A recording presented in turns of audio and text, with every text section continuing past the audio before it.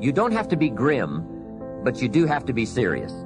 Hey, everybody hopes things will get better, but remember, the future does not get better by hope. It gets better by plan.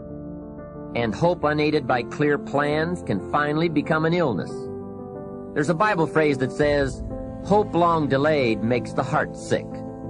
It's a sickness. I used to have the illness known as passive hope. It's bad.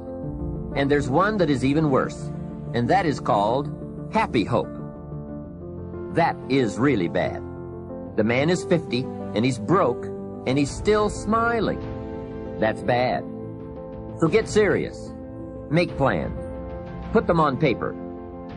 My suggestion from experience. There's a phrase from the Bible that goes, "Without dreams and vision, we perish." How true.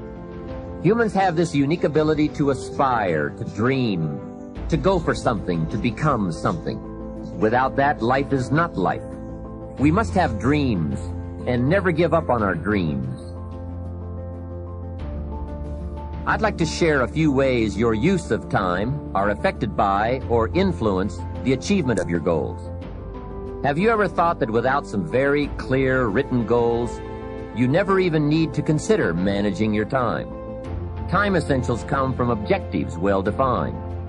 Time can't be critical if objectives aren't defined. Now you might be one of those uniquely fortunate individuals who can keep all their objectives and purposes clearly defined in their minds and operate from that. But I wouldn't take the chance. Write your goals down and set careful priorities. Sometimes priorities are determined by the season. For a farmer in springtime, the season dictates his most important activities.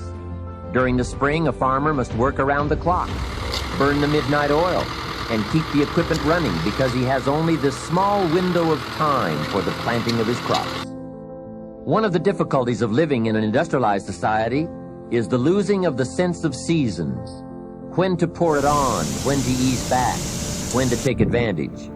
It's easy to keep going from 9 to 5, year in and year out, and lose a natural sense of priorities and appropriate time.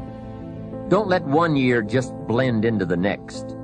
Keep an eye on your own seasons, lest you lose track of values and substance. Part of setting priorities is learning to separate major activities from minor activities. This is a whole skill in itself, but once you have learned it, it will pay dividends you won't believe. So learn to put everything on your mental scales to be carefully weighed before you spend time or money. When you manage something, you do so to keep it going. Well, you don't need to keep time going. You don't even need to watch it. You can be completely unaware of it. You can go to sleep. Doesn't matter. Time just continually moves. Doesn't need you. It doesn't need me. It just keeps moving. We don't need to do time management because there's nothing to manage. It's automatic. It continually moves. What we need to do is priority management. With the time that is continually slipping away from us, we need to manage our priorities to maximize the time we have. So don't manage your time, maximize your time. How? By doing the things that are the most important to do at that moment. Make every day your masterpiece.